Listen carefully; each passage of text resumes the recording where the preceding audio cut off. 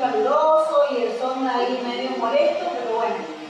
Así que muchas gracias a todos por estar acá. Bueno, también yo quiero agradecerle a Lila, la autora del libro, por haberme convocado, haber pensado en mí para esta presentación de su libro, La escritura de la autobiografía, una vía de acceso al inconsciente, y darme la oportunidad de estar acompañándola a él y compartiendo este momento que es tan importante y tan especial para su vida. Para empezar, les quiero contar que en la introducción del libro, Lila comparte una anécdota autobiográfica que remite a cuando ella tenía 5 años. Y para mí era muy emotivo porque yo la conozco a Lila alrededor de esos años, o sea, la conozco desde esos años y conozco a la Lila niña, ¿no?, que ella reconstruye en el libro, y quizás esa Lila o alguien parecido a esa Lila evocada en el libro es de todas las Lilas posibles en todas las etapas de la vida de ambas, con quien yo he compartido más momentos, porque después la vida nos fue llevando por otros rumbos. Y bueno, digo que es muy emotivo, fue muy emotivo para mí leer y encontrar en el umbral del texto esta anécdota, porque inevitablemente me conectó no con la niña Lila, sino también con mi propia niña. Y entonces creo que las dos me siguieron acompañando a lo largo de toda la lectura del libro. Si me permiten, no sé cuál es el tema.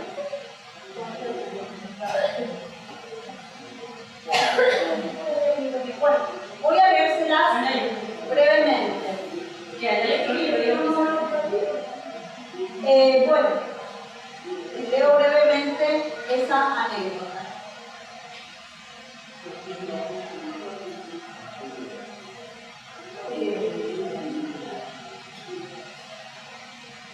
Teníamos que adquirir, pero no.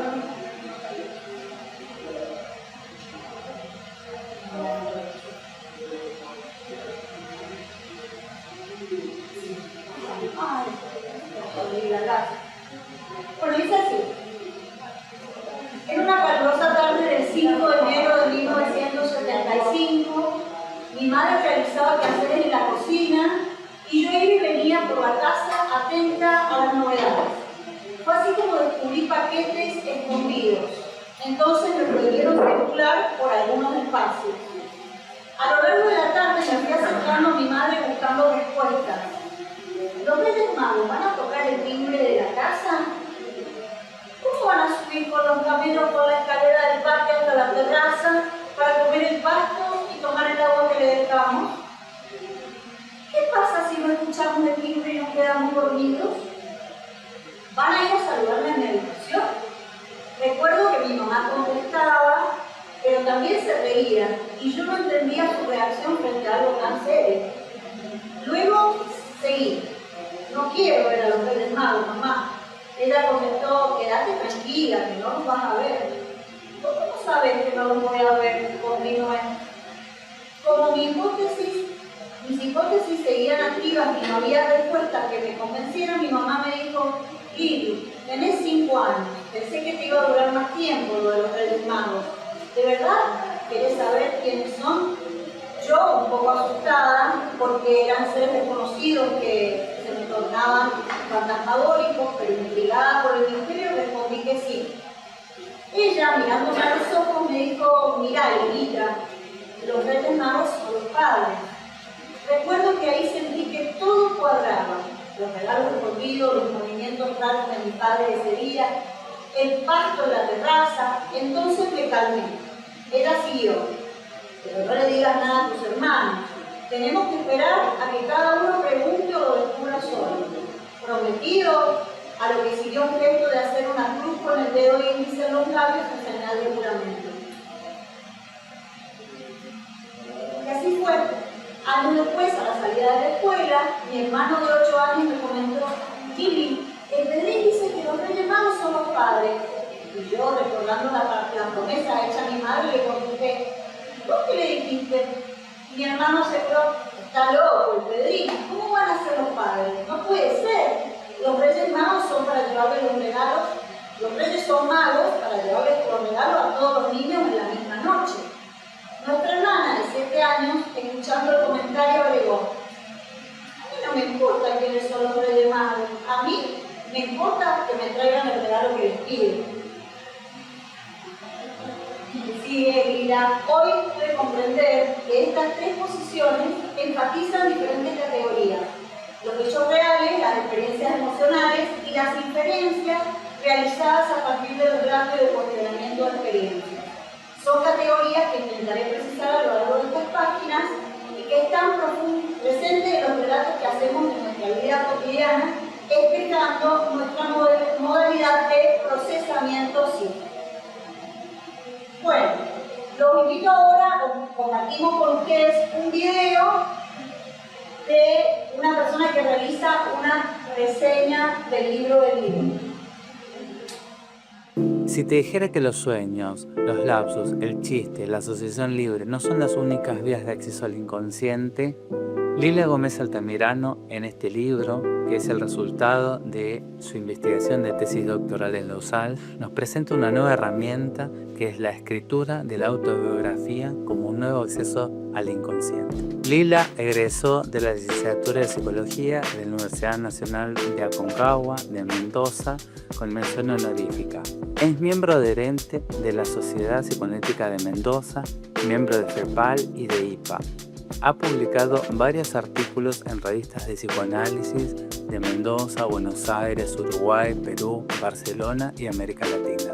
Es coautora de 12 libros de psicoanálisis y coordinadora de psicoliteratura, talleres de escritura, terapéutica y autobiográfica. Mucho para decir del libro, de este gran trabajo de investigación y de escritura que ha hecho Lila, pero voy a empezar a señalar lo que me pasó o mi conclusión después de leerlo. Y ha sido que el libro tiene un doble valor. Por un lado, el valor de divulgar una investigación relevante e innovadora, por los aportes científicos que logra Lila al establecer la forma de administrar la técnica terapéutica de la autobiografía y las dimensiones y subdimensiones para el análisis e interpretación de los escritos autobiográficos. Por otro lado, el valor de ser un libro que está bellamente escrito, una obra que atrapa al lector, que lo invita a la lectura, por las relaciones que Lila va estableciendo. Me refiero a relaciones con la literatura, con el arte, con el cine, presentes al incluir escritos autobiográficos de escritores y artistas consagrados, anécdotas, frases, epígrafes, referencias académicas que denotan su caudal de lectura, su aprecio por el arte, su mente inquieta y curiosa. Desfilan por las páginas fragmentos de autobiografías literarias, por ejemplo, Camila Sosa Villada, de García Márquez, cantidades de citas y frases de autores, de filósofos, de psicoanalistas, pero no solo eso, sino que también incluye fragmentos de su propia autobiografía, de manera de involucrarse plenamente y ofrecer una obra que va más allá de lo académico y genera una experiencia de lectura íntima, sin que por ello se resigne la rigurosidad científica. Pero creo que la mejor manera de aproximarnos a la riqueza y la importancia de la obra de Lila Gómez Altamirano es mediante esta oportunidad que aquí tenemos de conversar con ella y preguntarle acerca del libro, de la investigación y de, obviamente, la técnica de la autobiografía que ella ha creado. Entonces, voy a comenzar preguntándole a Lila. En el primer capítulo, Lila, vos citás a Julia Kristeva cuando dice que el psicoanálisis y la literatura son la misma cosa. Y también señalás una vinculación entre autobiografía y literatura. ¿Cuál sería? ¿Se escucha bien? ¿Se escucha? Yo no sé si... Se escucha bajito. ¿Se escucha bajito? Bueno, ¿ahora mejor? Sí. Bueno, primero que nada, como decía Marina, agradecerles la presencia y el interés en este tema. Yo trato de hacer un diálogo entre lo que sería la literatura, y la psicología y el psicoanálisis, ¿no? Que es una rama de la psicología, dentro de las muchas que hay, Y entonces, bueno, aquí Annalise está preguntando algo que yo trabajo en uno de los capítulos, que es qué relación hay entre autobiografía Y literatura. y la literatura. Entonces, la autobiografía es una técnica que surge de la literatura y que es bien antigua, ¿no? El siglo V antes de Cristo, el V después de Cristo, con San Agustín, ¿no? Las confesiones de San Agustín son las primeras como registradas, ¿no? Como dentro de la literatura. Pero yo diría que la diferencia está cuando una persona escribe una autobiografía, ¿no? Una cosa es escribirla para ser leída o para ser comprendida, digamos, a nivel literario, ¿no? Donde está el narcisismo, está la posibilidad de compartir, o como dice Annie Ernaux ganó el premio Nobel de Literatura en el 2022 y es una escritora francesa que trabaja sobre todo escritos autobiográficos. Entonces ella dice, hacer de la vida un acontecimiento y del acontecimiento algo de la vida, ¿no? O sea, de lo que vivimos, poder nombrarlo, poder llevarlo a la literatura para que sea un hecho que pueda ser compartido y comprendido, ¿no? Como algo que nos pasa a todos. Y en donde está el autobiográfico, pero no necesariamente tiene que ser fidedigno o tiene que estar absolutamente ligado con la realidad de los hechos, porque se buscan figuras, digamos, literarias, metáforas, analogías, pero una serie de figuras como para transmitir de una forma estética esto que parece que es un acontecimiento que nos pasa, digamos, a todos los seres humanos.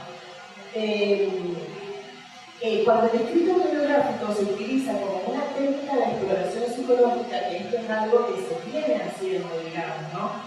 Tiene como objetivo otro marco de trabajo, porque uno no trabaja, uno lo toma como psicólogo, como psicóloga, como psicoanalista. En el consultorio a veces se toma generalmente como entrevista, en las primeras entrevistas, en las entrevistas diagnósticas, y es un escrito que uno realiza para el otro, para el colega, pero como una forma de conocerse a uno mismo y de lograr los aspectos más importantes en ese momento de la vida, ¿no? Porque uno selecciona, en esa selección que se hace de una forma, nosotros vamos a decir, espontánea o natural o más inconsciente, está, digamos, algo del motivo de consulta que la persona viene a trabajar, ¿no? Entonces, si bien no se busca el estilo literario, se busca comunicar algo, se trata de que este escrito sea lo más fidedigno posible a la vida de uno, pero lo que va a decir Julia Kristeva, no sé si ustedes conocen, es escritora, es psicoanalista, francesa, contemporánea. Julia Kristeva dice que el psicoanálisis y la literatura tienen mucho en común porque uno en el psicoanálisis está permanentemente historizándose. O sea, tratando de saber quién es uno, qué es lo que le pasa, hay una reflexión importante de uno mismo, y en un proceso terapéutico, en un proceso analítico, uno va a ir repensando los mismos hechos de la vida de diferentes formas, ¿no? Y en este momento, en esta situación de ir repensando, ir comprendiéndose desde otro punto de vista, se habla también mucho de la memoria, empiezan a aflorar los recuerdos, ¿no? Lo que Freud llamaba como asociacionismo. Entonces, Julia Kristeva, que también es historiadora, dice que cada sesión, o sea, cada encuentro con el psicólogo o con el analista es el despliegue de la poética propia, o sea, cada uno va a contar su propia versión y su propia mirada, ¿no? No se busca tanto lo estético, sin la posibilidad de reflexionar y de comunicarse, de comunicar los hechos. Ya que mencionaba un poco en el capítulo 2, que buscas que hacer un desarrollo histórico de la autobiografía y partir justamente de San Agustín, que sería la primera autobiografía que se conoce, ¿no?, en el siglo V. Pero luego va pasando por Rousseau en el siglo XVIII, porque la autobiografía ya deja de tener valor como un testimonio religioso, adquiere un valor más como género literario, y vas a llegar a la actualidad, que es lo que a mí me interesa para preguntarte, donde ya no solamente importa el testimonio, sino el acto de escritura. Porque según Leyen, contás en tu libro, la propia instancia de narrar es portadora de identidad. Es decir, entiendo yo, que mientras escribimos nos vamos construyendo también. ¿Podrías comentarnos acerca de la importancia de la escritura en la autobiografía? Sí. Bueno, al principio, digamos, en este recuento que hace Annalise, al principio las autobiografías, sobre todo las de San Agustín, tenían como objetivo mostrarle a las personas, no evangelizar, o sea, mostrarle a las personas que era posible hacer un cambio en la vida, ¿no? Y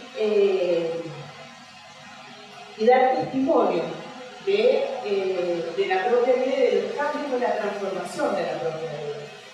Esto empieza en el siglo V y no se empieza con San Agustín, pero hay un montón de santos, ¿no? De personas que empiezan a comentar sobre su vida y a dar testimonio. Luego en el siglo XVIII se considera que la primera autobiografía es la de Rousseau porque tiene fines literarios, porque ahí lo que se trata justamente es de mostrar como un espejo cuál es la vida de Rousseau. Y entonces al principio se esperaba que la autobiografía fuera realmente fidedigna a los hechos, fuera un espejo de la vida, fuera transparente. Luego se le va dando más lugar al escrito y después a lo biográfico, a la persona, ¿no? Y en esto entran un montón de otros elementos, como por ejemplo la ficción y la autoficción. ¿Cuánto de realidad hay en los propios hechos? Porque Annalise empieza leyendo una anécdota, ¿no? De cuando yo me acuerdo de eso, me acuerdo de tener 5 años y de estar hablando con mi mamá, llegó mi hermana, bueno, está mi papá, pero quiero decir, puede que el recuerdo sea bastante distinto para ellos, ¿no? Y puede que ellos ni siquiera recuerden determinadas cosas, y en este recuerdo hay algo que tiene que ver con lo ficcional. Entonces después se va a decir que cuánto de autoficción hay en lo autobiográfico, ¿no? Hay mucho que tiene que ver con lo subjetivo y con la construcción, como preguntaban aquí, de la subjetividad. O sea, ¿quién soy yo? ¿Cómo me veo yo? ¿Cómo me posiciono yo frente a los hechos de mi vida? ¿Cómo me nombro? ¿Cómo me nombraron? ¿No?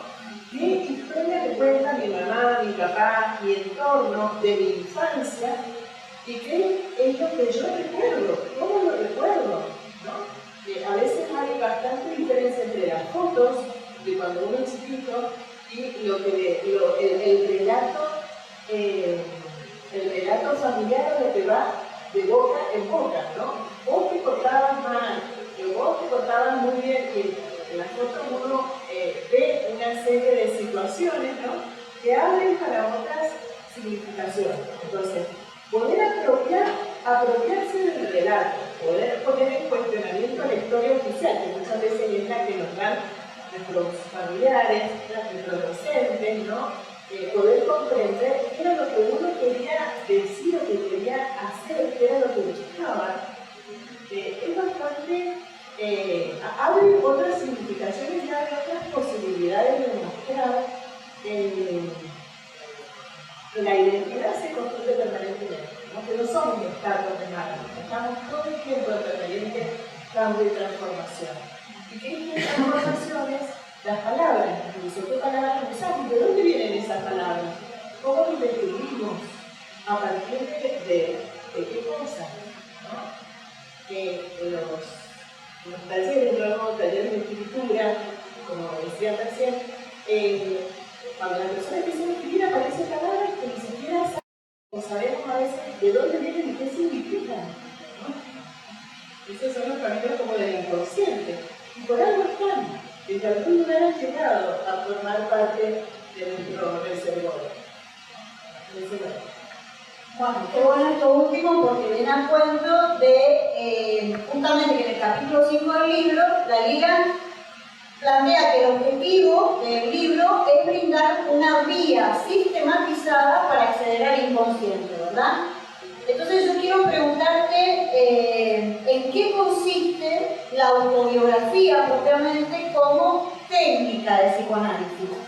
Y habíamos preparado, la Lila había preparado una presentación para explicárnoslo bien pormenorizadamente a esto, porque realmente es como la parte que ella desarrolla de la técnica que ella propone, ¿no? Porque a lo mejor la autografía ha sido usada en las terapias, pero ella propone una manera específica de abordar esta técnica con los pacientes y ahí la va a explicar ella bien. Bueno, esto me parece que es una de las cosas que yo intento transmitir. Como todos sabrán, y acá hay psicólogas, no conozco todas las personas del público, pero bueno, sabrán que escribir la autobiografía no es algo nuevo. Creo que es algo que está muy en boga por las redes sociales, por esto que llamaron algunos autores como la intimidad como espectáculo, ¿no? Que uno aparece en las redes sociales y todo el mundo va contando su vida y se va mostrando y se va desnudando de diferentes formas. Lo que yo intenté a partir de una investigación que fue parte de mi tesis de doctorado en psicología fue observar qué era lo que pasaba cuando uno le pide a una persona que escriba su autobiografía, que es distinto a un relato oral, ¿no? Es otra cosa. Y intenté buscar bibliografía a partir de qué se puede observar, qué se investiga, o sea, cómo podemos acceder a la lectura de ese escrito, con qué parámetros. Y ahí yo encontré una vacancia que me pareció muy importante investigar o indagar. Entonces, junto con mi profesora María Gloria Fernández, que está en el libro, y con mi profesor, los dos directores de tesis de Eduardo Pesone, psicólogos, psicoanalistas, investigadores contemporáneos, ¿no? Que a mí me parece muy importante esto de actualizar las ciencias permanentemente, de ponerlas en cuestionamiento por la época también. Hicimos o diseñamos una investigación que consistió en 50 escritos autobiográficos. 25 pacientes que yo les pedía la autobiografía y nos formaban como parte de la investigación en el primer, digamos, unas primeras sesiones, y 25 no pacientes que fueron personas, acá hay algunas que colaboraron en la investigación, que realizaron su escrito autobiográfico para colaborar con la investigación. Pero estas personas, en general, son personas que les interesa escribir, ¿no? Que les gusta escribir. Entonces, participaron en la investigación, pero tienen toda una fluidez, digamos, toda una familiaridad con la lapicera, con el escrito, con las ganas de escribir, que no nos pasa a todos, ¿no? Pero que está bueno poder hacerlo, aunque sea para la propia actividad, porque a veces el papel funciona como un espejo, donde uno puede encontrarse con uno mismo, con una misma desde otro lugar, y no hace falta compartirlo, como hacen los literatos, como decía Annalise, está bien, Gabriel García Márquez, Borges, Camila Sosa Vitale, un montón de autores que escriben su autobiografía. Ni quiere decir Annie Ernaux, que habla del aborto, que habla de la violencia intrafamiliar, que habla de la enfermedad de Alzheimer de su mamá, ¿no? Que nos ayuda a sentirnos acompañados en las vivencias. Pero bueno, eso tiene como característica determinada fluidez y facilidad en el escritor. No todos somos escritores y tenemos por qué serlo, pero sí podemos utilizar esto como un camino para encontrarnos a nosotros mismos, ¿no? Como ocurre en la adolescencia con los diarios. Sobre todo antes se hacían los diarios, la llavecita y todo esto, el diario de Ana Lafran, ¿no? Bueno, permiten ayudarnos a actualizar. Entonces, bueno, lo que yo pude observar, o el camino que dice Annalise que yo propongo, es Fíjense, en la parte de arriba está la imagen de cada uno, la imagen de sí, el funcionamiento del yo, la modalidad de vinculación, la expresión emocional, ¿no? Estos son aspectos que trabajamos mucho los psicólogos, sean de la línea psicológica que quieran, ¿no? Dentro de la psicología hay muchas líneas, pero todos tenemos en cuenta esto, de diferentes formas, ¿no? Y lo que yo propuse a partir de la lectura de los registros autobiográficos en una investigación que fue cuantitativa y cualitativa, se le llama investigación mixta, a esto, fue observar que todos los escritos autobiográficos, que eran 50, más los de la literatura que están en el libro, formando un diálogo, podíamos observar las características formales del relato, el registro médico, que es la forma de registro de memoria, cómo nos visualizamos, la organización que hacemos en la escritura, la temática organizada y la categoría de procesamiento psíquico. Ahora les voy a explicar porque esto tiene nombres muy técnicos, pero la idea es que sean como un GPS al momento de leer un escrito autobiográfico, ¿no? O de tener en cuenta, o de poder encontrarnos con nuestro propio escrito. Entonces, dentro de las dimensiones de análisis de un texto autobiográfico, en este caso, lo que yo propongo, lo que yo digo es que la forma es escribir la autobiografía sin ningún tipo de consigna, o sea, lo que salga, lo que surja, lo que aparezca, ¿no? Y después observar estas 5 dimensiones, ¿no?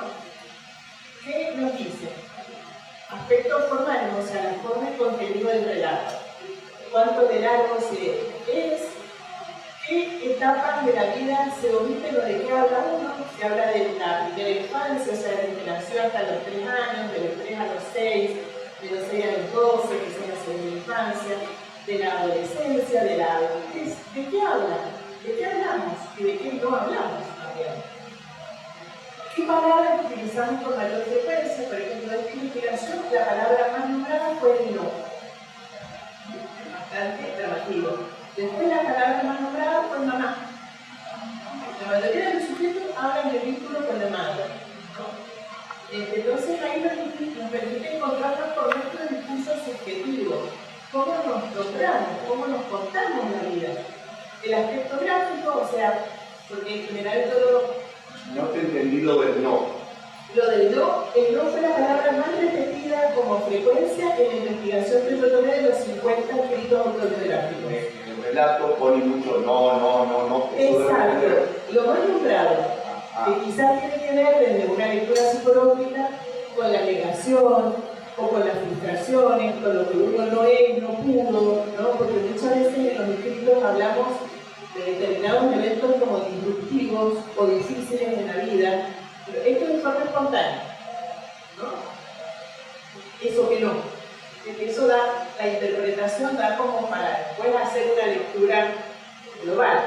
Pero esto es lo que surgió de esta investigación, ¿no? El aspecto gráfico, o sea, si la persona, en general lo que yo pido es que haya con la lapicera mejor y una hoja lisa. ¿Por qué? Porque cada uno va siempre hay un dibujo, su propia letra, y ya la propia letra es un signo y un sello muy característico, ¿no? De cada uno. Es como los dibujos que podemos hacer. Y muchas veces nosotros estamos enojados por nuestra propia letra, ¿no? Y son los dibujos que hacemos todos los días de nuestra vida, desde que empezamos a alfabetizarnos. Poder sintonizarnos con eso, que es nuestro dibujo espontáneo, ¿no? Y por otro lado, dentro de la neuropsicología hablan de que hay toda una relación entre nuestra mente, el sistema límbico y la coordinación visomotora. Si podemos escribir de forma ligada o de forma manuscrita, cursiva, hay mayor conexión entre la representación y las emociones. Cuando usamos la imprenta, ya estamos como fragmentando. Esto son investigaciones neuropsicológicas. Y cuando usamos la computadora, que se usa mucho ahora, es otro el procesamiento psíquico, ¿no? Es otro. Repito, no es que estén bien o mal, pero son distintas formas de ligar las ideas con las emociones. tiene distintas dimensiones dentro de cada sujeto. La firma del escrito no se pedía, hay personas que firman y otras que no, es como hacerse cargo o tomarlo como una artesanía, una obra de arte propia, a veces. La forma de finalizar el escrito, que por ahí da cuenta de cómo elaboramos los duelos, a veces uno termina con un hecho en una forma abrupta, otras veces algo final reflexivo, a veces hay finales donde están son más emotivos, ¿no? Todo esto habla de cómo estamos vivenciando nuestra propia vida también, la elaboración de los duelos, la presencia de errores, o sea, cuando estamos escribiendo y nosotros nos equivocamos con los tiempos verbales, con los artículos, con las contradicciones, con las mayúsculas, minúsculas que no ponemos, con los puntos, ¿no? Esto también nos permite o nos da acceso a datos recibidos o negados de nosotros mismos. También voy a mostrar un ejemplo. Otra dimensión es la dimensión del registro médico. ¿Cómo recordamos?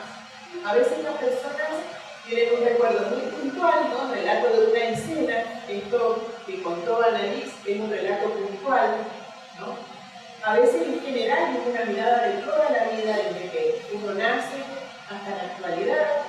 Otras veces está detallada, hay un detalle en determinados temas, y a veces está contextualizada, tiene que ver con el marco histórico, ¿no? Con la orientación autodiagnóstica. Por ejemplo, en las autobiografías que yo leí aparecieron rasgos de la etapa de la dictadura militar, datos de cuando las personas llegaron cuando la persona llegó a la luna, se va historizando.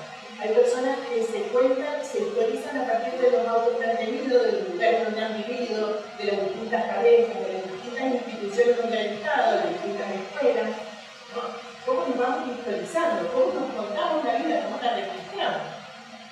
Después la organización de la escritura, si es lineal, o sea, un relato cronológico, ¿desde dónde? Porque hay gente que empieza desde los inmigrantes, los abuelos, hay otros que empiezan desde que nacieron, hay otros que empiezan desde la gestación, ¿no? Ha pasado personas que cuentan cómo fue el parto y que reflexionan sin ser psicólogos y dicen, esto del parto me pasa hasta la actualidad, ¿no? De que sea algo abrupto o de que sea algo problemático, me pasan cosas nuevas, o sea, a partir de ir escribiendo se van encontrando con determinadas cosas. Y hay unas personas que hablan como constelaciones, o sea, por ejemplo, yo podría contar la vida desde el libro que tengo puesto, este libro lo compré en una feria de artesanos, y entonces los artesanos estaban con mi mamá, e ir relatando a partir de un hecho puntual determinadas historias, ¿no? Donde prima un ordenamiento subjetivo. Por ejemplo, los pacientes primaban un ordenamiento subjetivo, quizás más en relación a que iban a mostrarle y a contarle, mira, a mí me pasa esto, sobre esto tenemos que trabajar, esto para mí es muy importante, ¿no? Distinto a una persona que frente a escribir su historia de vida contó o cuenta desde que nace hasta la actualidad determinados mapeos de la propia historia. Las temáticas organizadoras, que serían de qué hablan las personas cuando tienen que contar su vida, ¿no? En esto fue bastante llamativo porque lo que más apareció, todas las personas empiezan diciendo, mi nombre es tal, ¿no? Nombre y apellido. Tengo tantos años, vivo en tal lugar, soy hijo de tales. Esto es como espontáneo, mi mamá tal, mi papá tal otra cosa. Y después empiezan a contar cosas de la vida en general. ¿De qué suelen hablar las personas? En primera instancia de lo que más hablan es de la relación con la madre, como un hecho significativo y puntual. Después, a nivel de frecuencia viene la relación con el padre, la relación con los hermanos, los problemas de salud como estructuras de los relatos a veces, ¿no? Si soy celíaco, si tuve un episodio disruptivo de salud importante que significó un cambio, la maternidad y la paternidad son temas muy importantes, el trabajo y luego como instancia las parejas. O sea, la relación de pareja, al menos en los registros autobiográficos de este tiempo, la relación de pareja no es un tema, yo pensé que iba a salir mal, no es un tema que la gente no hable mucho, ni siquiera apareció el tema del sexo y género en forma espontánea. O sea, nadie se puso a decir, a hablar sobre el sexo y el género, como les digo, yo no les pido que hablen de nada en especial, pero como categorías sociales que no aparecen, ¿no? En primera instancia. Después, y esto para ir como finalizando, yo propongo categorías de observación del relato, que esto está relacionado con lo que cuenta Annalise, que es lo que yo pude observar de nosotros somos de mi hermano, que están aquí presentes, que es lo que cada uno enfatiza de la vida y cómo cada uno se va viendo a lo largo de la historia. O sea, esto es muy importante y muy natural. Por ejemplo, en el recuerdo de trabajo Annalise, en el primer momento yo estoy buscando los por qué y cómo y qué pasó con el hermano, ¿no? Mi hermano está viendo cómo es que tenga regalos para todos esa misma noche. Entonces hay algo de mágico, ¿no? Bueno, él es abogado en este momento. Pero decir, él busca que todos tengamos los mismos derechos, ¿no? Que la ley sea pareja. Y mi hermana estaba más relacionada que le llegara el regalo, era un chiquito, ¿no? Que le llegara el regalo que ella quería. Bueno, tiene más en cuenta lo importante, lo concreto y lo principal, ¿no? Estos hechos, más allá de las distintas edades, como yo puedo observarlos, ¿no? Estos hechos se mantienen en la actualidad, pero porque son las características de observación de cada uno, y son las características de que está muy bueno volver cuando uno es chiquito de acento espontáneo, ¿no? Entonces, uno lo puede ver en los relatos. Hay relatos donde funcionan sobre todo los hechos. Fui a tal escuela, hice tal cosa, me pasó tal cosa, es como un diario, ¿no? Informativo, donde están los verbos declarativos, decir, contar. Después empieza la experiencia. La experiencia es lo que uno recuerda y cómo lo recuerda. Entonces aparece la escuela. Fui a la escuela primaria, fui a la escuela, yo me llevaba bien con la nariz, porque nos gustaba leer los mismos cuentos, porque jugábamos en recreo, porque yo me divertía, porque no. Digo, empieza lo emocional. Y después están las personas que pueden hacer inferencias o reflexiones de eso que están escribiendo. Entonces, ahora que leo esto, dice alguien, me doy cuenta de que yo era así pienso. Yo me decía que yo no pensaba cuando era chiquita y es verdad, yo hacía las cosas. Uno va teniendo la imagen de uno mismo, las teorías, las reflexiones, y entonces aparece más del creer, aparece el pensar como otras formas de procesar psíquicamente lo que uno va digiriendo. Es como si tomara la idea es como si fuera una radiografía de cómo vamos viviendo la vida. El autorretrato con la imagen así, a veces funciona lo positivo, ¿no? Y uno aparece con características positivas y a veces aparece lo negativo, ¿no? Y quizás esto del no tiene que ver con todo lo que no puedo, no soy. Por ejemplo, algunas viñetas del libro, no sé si vos querés decir algo. No, bueno, eso yo justamente íbamos a ver por qué una vía de acceso al inconsciente, ¿no? A través de las viñetas estas que vos ibas a mostrar, ya especificar por qué ella dice que es una vía de acceder, una forma de acceder al inconsciente, ¿no? Sí. Por ejemplo, Freud, que todos los que somos psicólogos hemos estudiado a Freud, y los que no, en las ciencias sociales siempre pasan por alguna miradita, alguna lectura de Freud, y si no lo conocen, Freud propuso el método de la asociación libre, que es que la persona diga lo que piensa, lo que le parece de forma natural y espontánea, porque los recuerdos además están concatenados, están relacionados. ¿En qué se basó Freud para proponer esto?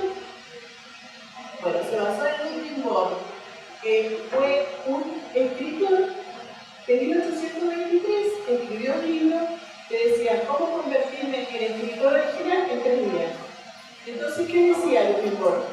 Escriban sin falsedad y sin cuestionamiento todo lo que se le venga a la cabeza durante 3 días consecutivos. Entonces, Freud, que en primera instancia quería ser escritor, y que de hecho gana premios como escritor, Freud toma de este autor y de Shakespeare, que lo afinaba mucho en la obra de Freud, hay varios escritores, este método entonces propone la asociación libre. Él no le pide al paciente que escriba. Esto es lo que estoy proponiendo yo. ¿Qué pasa si escribimos? Pero no solamente los pacientes, ¿qué pasa si no lo escribimos y nos vamos contando la vida? Y guardamos los cuadernos de nuestra vida y después nos leemos, ¿no? Pero él dijo, bueno, lo voy a tomar como para proponer la asociación libre. Y entonces él dice, los sueños, los actos fallidos y los lapsus, que serían las equivocaciones, son caminitos que nos permiten llegar al inconsciente, o sea, a esta parte de la mente donde están nuestros deseos, donde está lo más genuino de cada uno, y a lo cual accedemos de determinada forma. Lo que yo propongo es, bueno, además de todo eso, yo creo que la escritura de la autobiografía nos permite otro caminito para llegar al inconsciente. Y entonces, acá les voy a mostrar unas líneas. En la 16B, 16 pacientes, o sea, porque yo no tomé los nombres para crear la confidencialidad, obviamente. Entonces, una persona escribe: mi padrastro falleció hace un par de años y de él solo me guardo un recuerdo que ya no me lastima. Es más, lo veo como un señor que hizo lo que pudo con las herramientas que tiene. La persona escribe, después me pasa la fotografía, yo la tipeo y a la otra sesión le pido que lo lea y pregunto las cosas que no entendí, ¿no? Y empezamos a trabajar y asociar, en el caso del consultorio, a partir de eso, ¿no? Yo pregunto, yo hago preguntas, no doy respuestas porque tampoco las tengo, digamos. Entonces le digo, falleció, pero vos no la presente. ¿Qué pasó? Entonces, esta persona se larga a llorar y dice, mi padrastro falleció hace muchos años, pero abusó de mí, ¿no? Y este abuso implicó que yo me fuera de mi casa temprano y la relación con su mamá y varias cosas. Ahora, este dato, pudimos acceder a este dato en las primeras entrevistas, ¿no? Y es algo que queda, no es una interpretación que hago yo, no es algo que ella dijo o no dijo, sino es algo que tenemos escrito. Porque uno cuando va escribiendo comete errores sin querer hacerlo, ¿no? Pero ahí tenemos como puertitas para seguir pensando o meternos en otros territorios que nos permiten conocer y desbloquear sufrimiento en realidad, que es el objetivo. Otro caso de la 49LP, o sea, no es paciente, esta persona escribe su autobiografía para colaborar con la investigación y entonces escribe con esto. Ella y mi padre, ella es una madrastra, digamos, ¿no? Ocuparon lo que había sido mi habitación, ¿no? Entonces dice, Fulana y yo ocupamos la habitación de mis padres. Es una niña que a los 6 años muere su mamá de cáncer, ella ve a su mamá sufriendo y su papá forma pareja y vuelve a casarse y la pareja tiene otros hijos.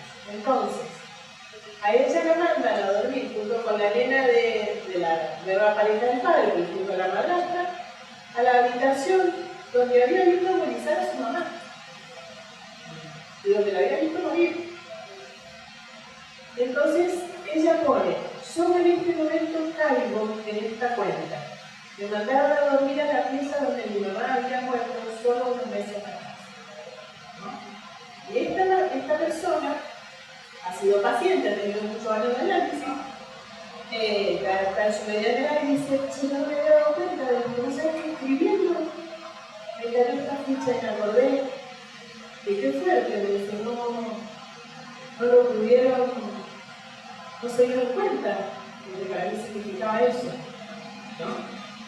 Y esto significó darse cuenta de un montón de otras cosas de su crianza. Esta persona cual tenemos confianza, me dice, es re movilizante escribir la autobiografía. ¿Vos la has escrito? Dice, yo quise escribirla y me pareció, esto no es algo común en los psicólogos, que nobleza obliga, había que poner escrito autobiográfico. Por eso hay un unido al comienzo y al final. Porque también es movilizante cuando uno escribe. Y también uno se muestra la composición, ¿no? Pero hablo de mi hermano, pero capaz mi hermano nada que ver con lo que estoy diciendo. Por eso en la escritura hay algo de autoficción, como uno se ve, se percibe la realidad.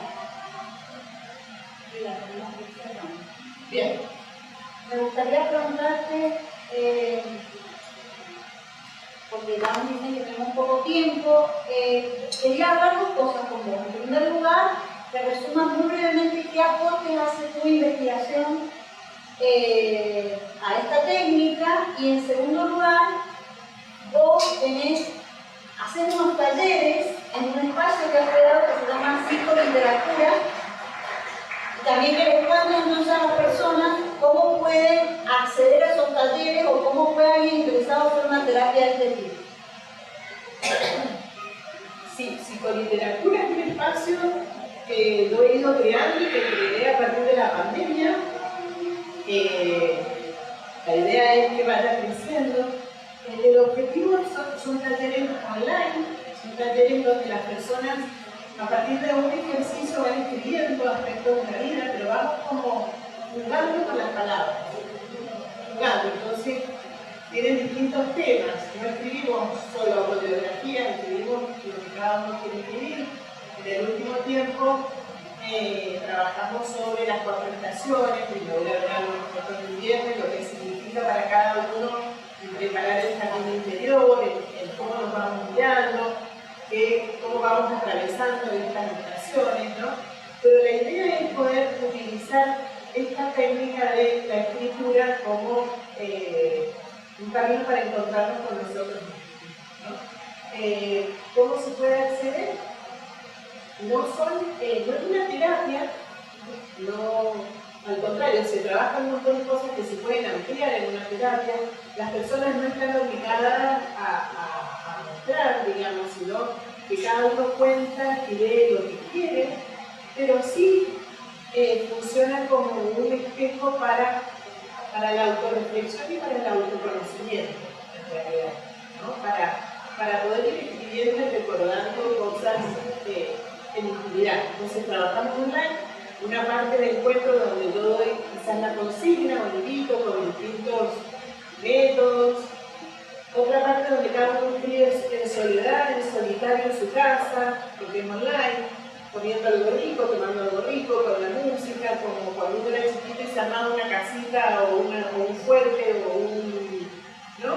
Cada uno juega y se arma su espacio propio y después comentamos cómo nos fue, qué nos costó y qué nos gustó, cómo nos sentimos. Es bastante interesante porque hay fenómenos que se dan de pares, entonces lo que uno va diciendo nos ayuda a todos a mirar y a comprender los propios escritos. Entonces, hay algo de curación, por eso la psicología integra de literatura y cura porque uno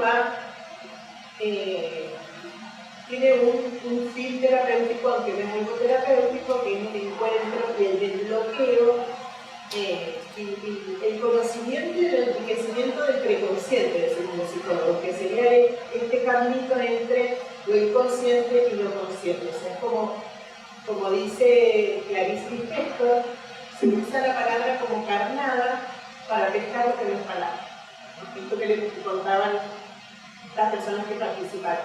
Yo no me acordaba y de pronto me acordé de él, y la verdad que bueno, me pasaron estas cosas, ¿no? Por eso, para terminar, 2 frasecitas, una de Gabriel García Márquez que dice: la vida de uno no es lo que le ocurrió, sino lo que uno recuerda y cómo lo recuerda, y ahí tenemos bastante más libertad, ¿no? De poder aliviarnos por nuestra vida y contarnos otra versión.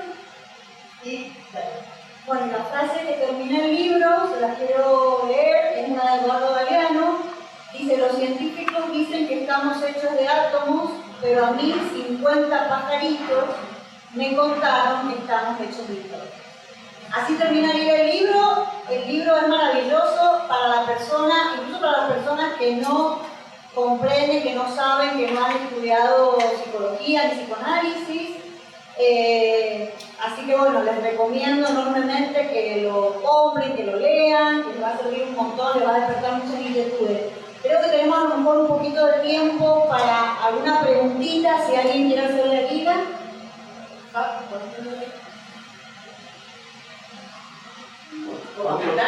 ¿Cuánto tiempo te llevó todo esto? ¿Cuánto tiempo? La investigación me llevó 5 años y el libro me llevó toda la vida. Porque de verdad es autobiográfico. Y toda mi experiencia profesional.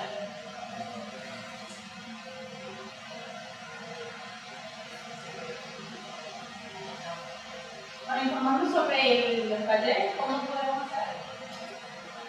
Lo promociono online, pero me traen mensajes datos y les puedo hacer circular un papel para los que les interese y les voy avisando, porque la idea es juntarnos a jugar con las palabras, o sea, pero encontrarnos con nosotras mismas también, ¿no?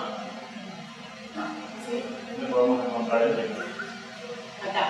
Acá. El libro está acá, lo tiene el Facu, que es mi hijo, y también está en Antú y está en Leo Libros.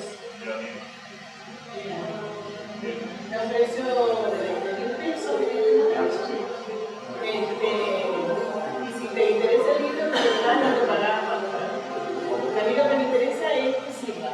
Como mensajes que ustedes, ojalá me puedan contestar, está el mail, me sirvió o no me sirvió, te equivocaste, porque esto es una investigación, para mí la vida es una investigación permanente, o sea, así que la idea es que sea un puente de palabras, de comunicarnos, mira, ten en cuenta esto, ¿no? Mira, los talleres, ¿está por edades o está todo mezclado? Los talleres están sobre todo en este momento para mayores de 20 y 21 años. Es bien interesante tu pregunta, Gaby, bueno, como directora de secundaria, ¿no? Empezó yo empecé haciendo una prueba piloto, una investigación con adolescentes entre 13 y 18. Entre 13 y 18, una prueba piloto con adolescentes, que lo hicimos con un grupo de colegas de distintos países incluso, ¿no? ¿Y qué fue lo que observamos?